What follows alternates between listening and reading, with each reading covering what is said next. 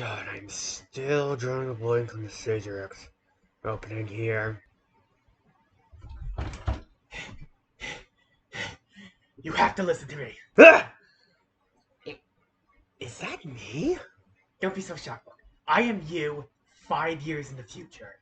We have not changed in 5 years. Well, you've already stopped changing after 5 years. But listen, I need to tell you something very important about the future that you need to. That what happened? I need you to focus on me instead of doing whatever you are. I'll get on with it. I don't know what exactly you want me to change, but I'm willing to change it. You really need to start walking a lot more than you are.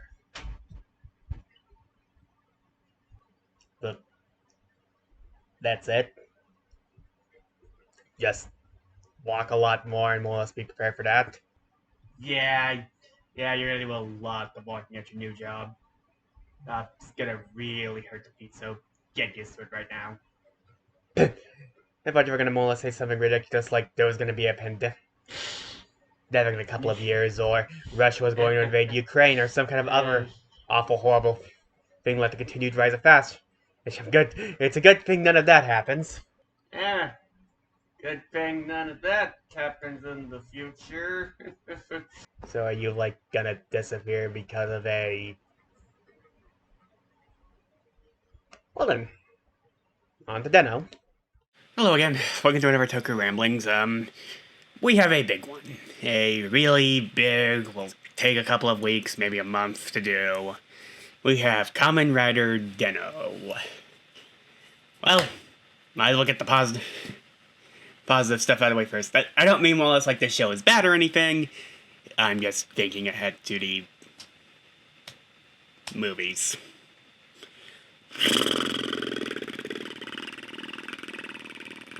But let's not focus on that. Let's focus on the show that is actually really, really solid, I think. I didn't know what to go into thinking for this because this was one of those extremely popular series, so there was always going to be like that just as big hate them for it because of how popular it was and how it changed writer again after Ryuki, but it's an overall solid season. So the story follows Ryotaro Nagami, the unluckiest person in Japan. When we first see him being on top of a tree with his bike is something. Anywho, after he is attacked by bullies, because again, he is the least luckiest person in the world, he comes across a strange path that brings him to a wasteland that has a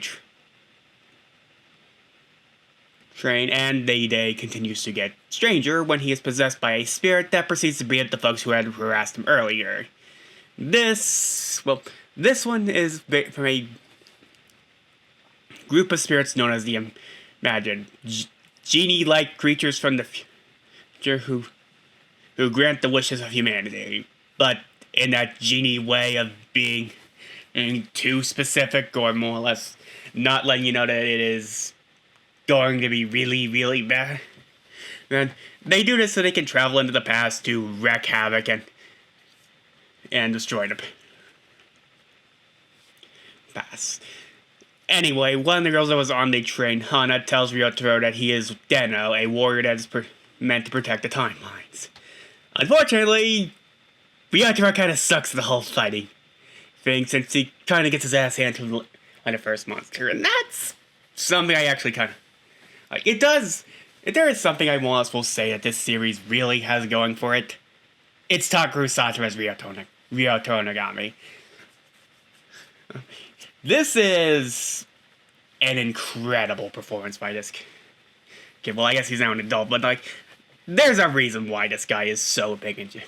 Like, the way he just bounces between all the personalities he has to commit to, his meek, kind of quiet initial personality, the more boisterous Momotaros, the suave, cool,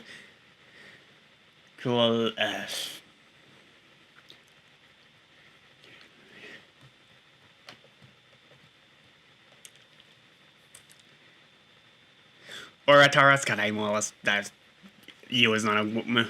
Whereas the the more quiet, stoic, but kind of funny at times Kintaros, and then the almost childish, just energetic feeling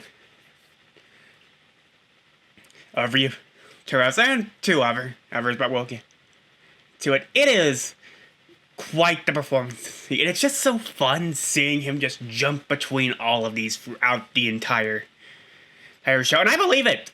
But like they kind of just had him speaking as it, but more or less like bumping at the voice. But they took the time to like make sure that more or less the voice actor speaks and it comes through him, and it doesn't look cheap at all.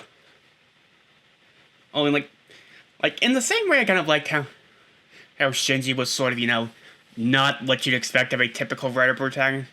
This Ryotaro isn't that either, because innately he's not the one doing the fighting. Instead, during the first fight, he ends up getting possessed by that spirit who gives him a sword and does the fighting for most of the season. And I will say this, if you are coming from the second phase of Heisei into first phase, this doesn't feel as much of a game. This was the first. Okay. Yeah, this was the first season that more or less introduced the more standard two-part formula that Heisei Phase 2 would use, which, yes, Ryuki and by extension Kuga and Agito did sort of use this, but it really didn't, factor into the rest of Heisei Phase 1. On this, you could feel the influence it would later have, and this is really not a series about the big overarching story. Trust me, it is not its strongest suit. But it's more just seeing this big ensemble cast of personality just bouncing off one another, and that is where I think Den-O is at its best, when it's allowing all of its characters to just bounce off one another and beat them, because I do like Ryotaro, especially the actor, but he really needs someone to bounce off, which brings us to the Taurus. Now, we did talk about how comedy is a very hard thing to do. For example, I'm not particularly funny in my opinion, because I don't have anyone to bounce off.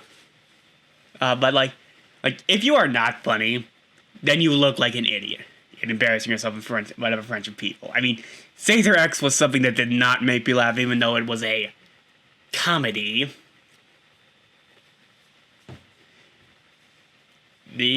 But this series does get me a few laughs here and there. Not outright belly laughs, but like nice little smirks and chuckles. Like, okay, that got me. I bet. I do like Momotaro's events between the big, boisterous delinquent and sort of the eldest brother to all the that's and by extension Ryotaro. You see in later stuff that he does really care, especially near the end, where he gives Ryotaro a pep talk when he learns about what will happen to them all after he defeats Kai. Kai, that's nice. It's a nice showing and depth of character that I don't really think a lot of the later stuff does, though. You really don't go there if you haven't watched Den-O, in my opinion. Again, like I stupidly did. And, the next two, Urataros and Kintaros, don't really have much of a change between their introduction and their end. And, I would say that more or less I felt that Urataros was probably my least favorite of them. No, it was just for the fact that he was a lot more of a subdued kind of character rather than the big boisterous personalities the show has going for it. It's like, yeah, he's the big playboy who just gets all the women. I mean, but I feel like he doesn't really have it. He's getting kind of more of a supporting one, and that kind of goes for Kintaros, but I did get more laughs than Kintaros. I like that, unlike the rest, he was the technically token good one, since he actually wanted to answer the wish that was asked of him instead of just barely committing do it. And, he's so straightforward. He just wants to do what he believes is right or follows that. And that nearly bites him in his second introduction arc after he's fully introduced. But it still works out for him. The one that gets the most development for me is Ryuto. Since he starts out as like this psychotic man-child who is stuck between an order to kill Ryotaro and his affections for his sister Ivy. The sort of weird semi-rivalry he has with Yuto, which I really wish they kind of did a bit more. But the moments it does have are fine, and like the payoff is when Kai finally shows up and makes a decent first impression, but we'll get to the rest of him later, and forces Ryu to kind of turn against the family he's sort of made and how everyone reacts, and how he ultimately decides to kind of let go of his crush is actually kind of nice. And these people do feel like that kind of found family that they go together, and like they may argue, they may bicker, they may not get along all the time, but they can pull through when you need them the most.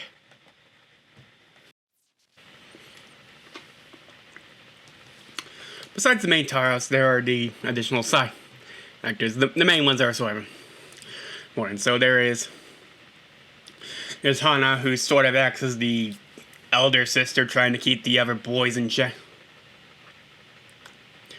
throughout the entire show and keep Ryotaro alive from them overworking his body. I really do like her kind of more no-nonsense personality, and how she tries to take a more active role in more or less the plot, though we don't need to talk about the semi-elephant in the room with the change in actress. The original actress Yuriko Shiratori stepped away from the role midway through production due to distress. Understandable. Well, production can be very hectic, chaotic, and draining if you're not prepared for it. Right. It's more or less their decision to replace her with a child actress. Now, I don't have a thing against child actors or actresses. But it's an issue of it's basically sort of the same character, which besides the additional rule of funny of, oh, look at this 11-year-old putting the fear of God into these imagines and more or less doing things that no normal elementary school student would do.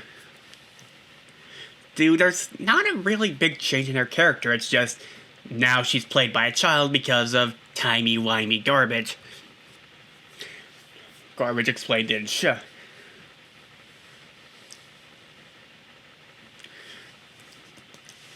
And regardless, I do like her overall.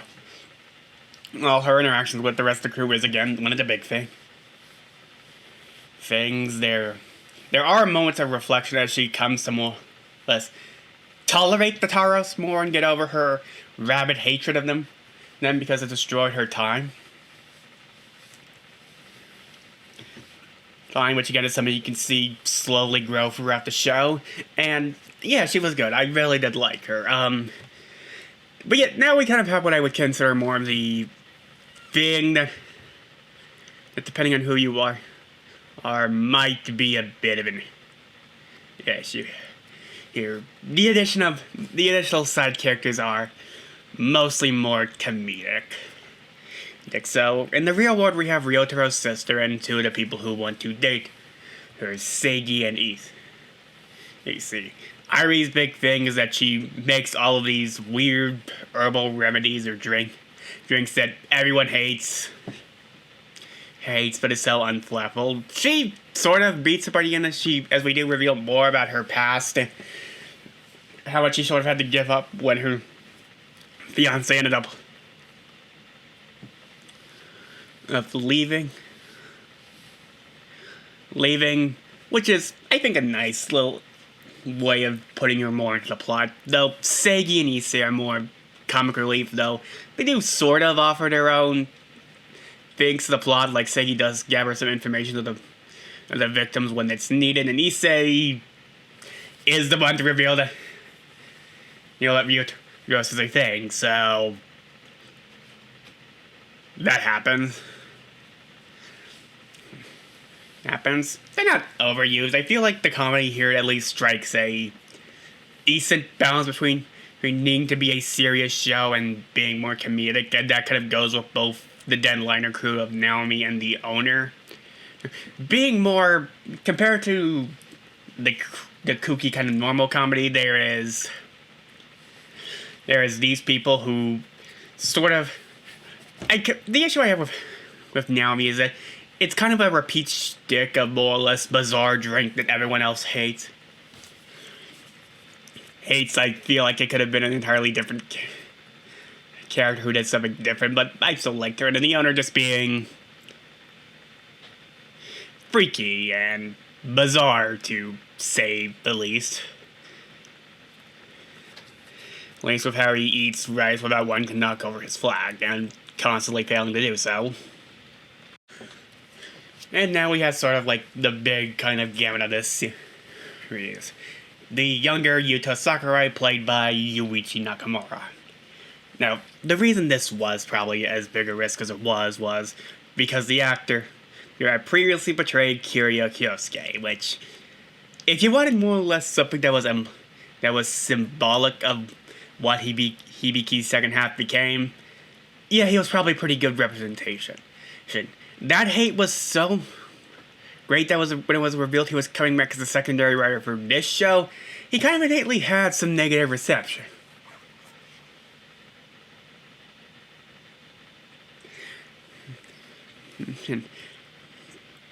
I can't really say anything about his role in that show yet because I have yet to see Hibiki, but I think here he's really good. He kind of helps to introduce a more semi-ongoing plot with the revelation that he is the younger version of what would have been Ryotaro's reverend. But I like how he kind of initially starts as sort of the prickly, more standard hero, strong, stoic type that kind of gets melted away when he's around and then when he tries to act like this fatherly, motherly figure, much to Yuta's annoyance. The fact that he is willing to keep becoming Zeronos, despite the risk it has of effectively erasing him from time, it's a really nice kind of character moment for him. And I also really like the net. I just enjoy that little goofball and the way he tries to be his caretaker when Yuto really wants nothing of it. Sort of like that angsty teen that doesn't want to be around him, and how he just legitimately wants to be there for him. It's nice. It's probably my favorite of the good Imagines, which kind of is a shame that the Imagines as villains are kind of meh. Yeah, it's sort of.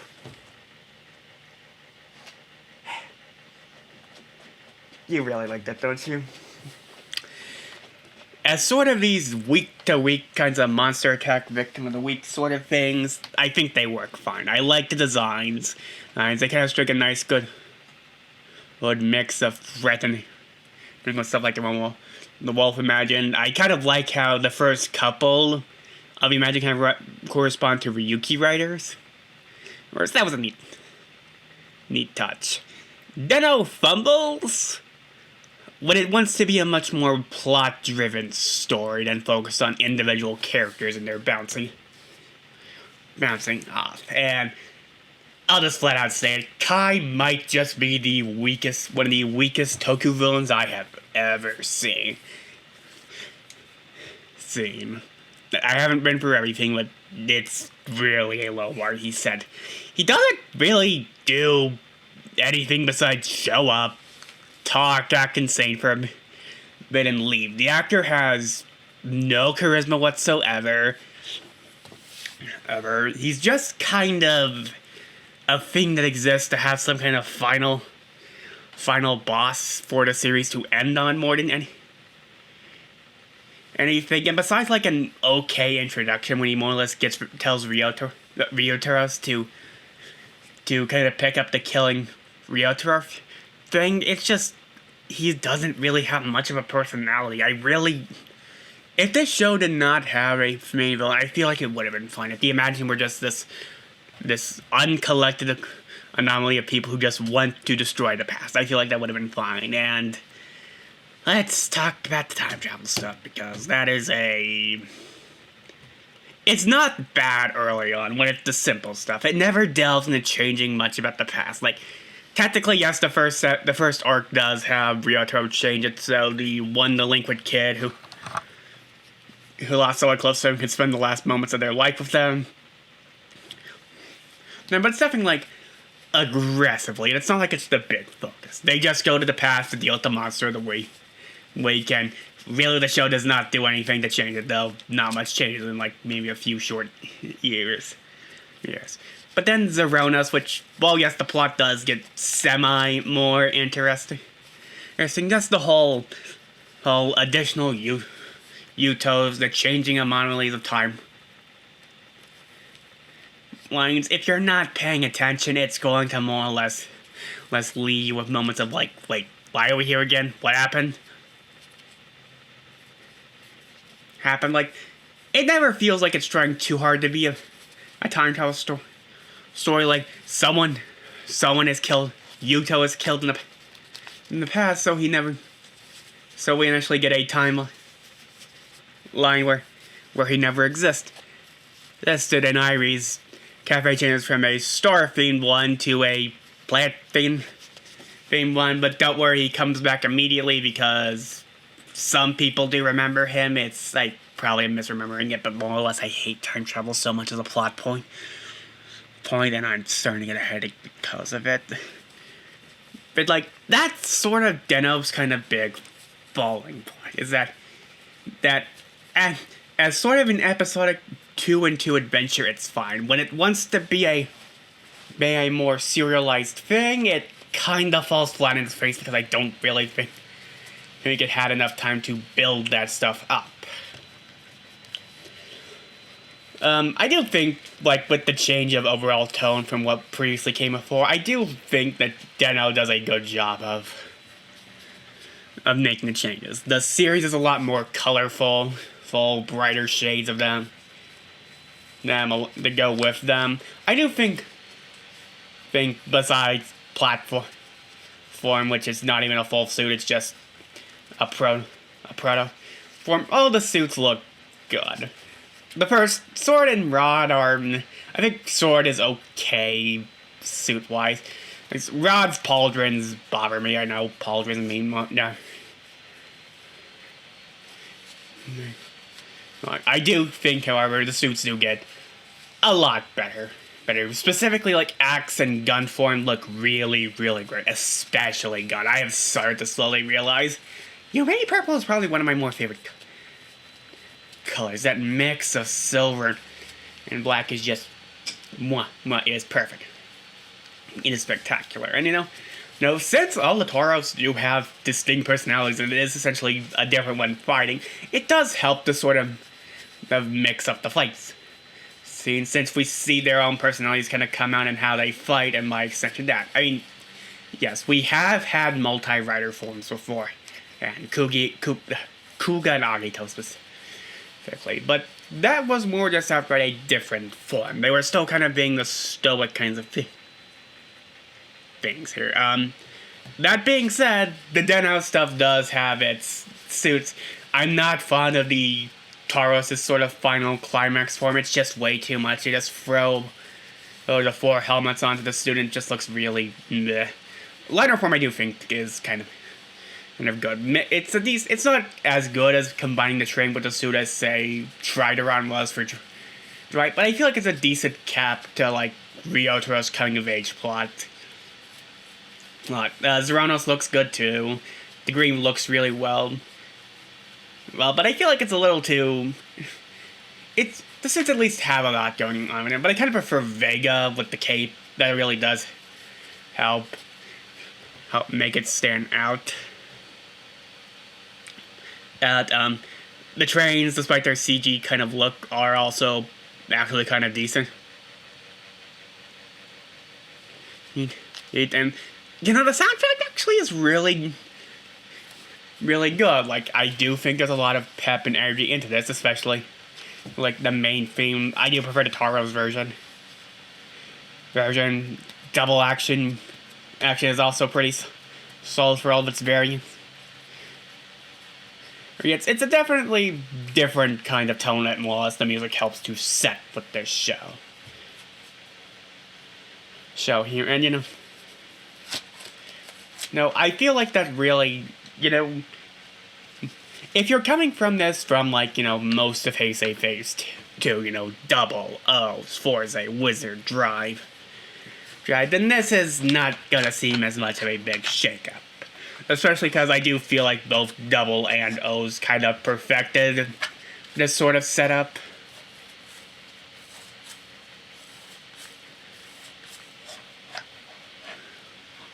Because both of those shows did have much more interesting villains and better built towards a plot that I feel like doesn't fall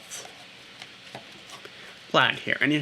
But, like, there are still solid episodes going around here. There's never really what I would consider quote-unquote bad episode. It only more or less gets weaker in the second half, but that's just because it has to focus on the story. But stuff like Kintaros' follow-up arc, the Halloween one was really funny too.